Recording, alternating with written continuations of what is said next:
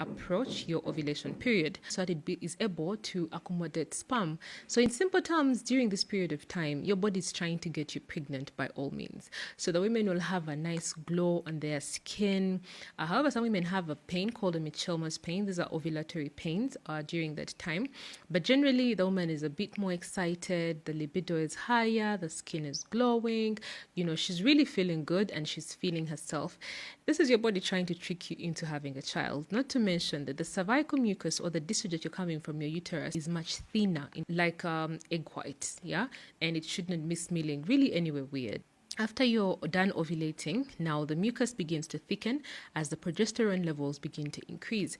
The body is basically assuming that you're now pregnant, so it makes a thick plug of mucus. It's like as if a gate, like a fan is at the gate, or there's nowhere you're crossing, because here we're now protecting something good inside here. So when you do have this particular thing happening, the mucus is much thicker, it is white. It shouldn't have any color that is strange. It shouldn't be like spoiled milk. It should just be a smooth white consistency, more like yogurt, and shouldn't smell strange. This mucus particularly will normally be an indicator for the time when you're safe, or when you're that safe period of time. And even women, when they are pregnant, they will normally have this discharge that comes sometimes. But if it's anything that is too much, by all means you have to make sure that you report it. If you have a discharge like spoiled milk, we like to call it cottage cheese, make sure you also get to the hospital as soon as possible, as that often is an indicator for vaginal candidiasis.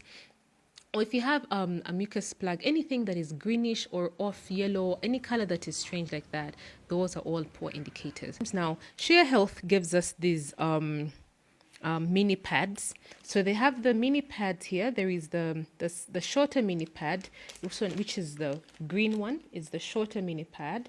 And then there is the yellow one, which is the longer mini pad. Okay, so the whole point about the mini pad is that for it is a smaller one. Normally it helps with like people who have like a very small flow of menses, or if generally you have discharge. So this particular one helps to protect you in that period of time. So when you're having a discharge that's funny, you can use any of these two options, or on the last days of your period if you're sporting, or people who often sport, who are having like people who are on any methods of family planning that cause them to sport. These are methods that you can use if the period is not heavy.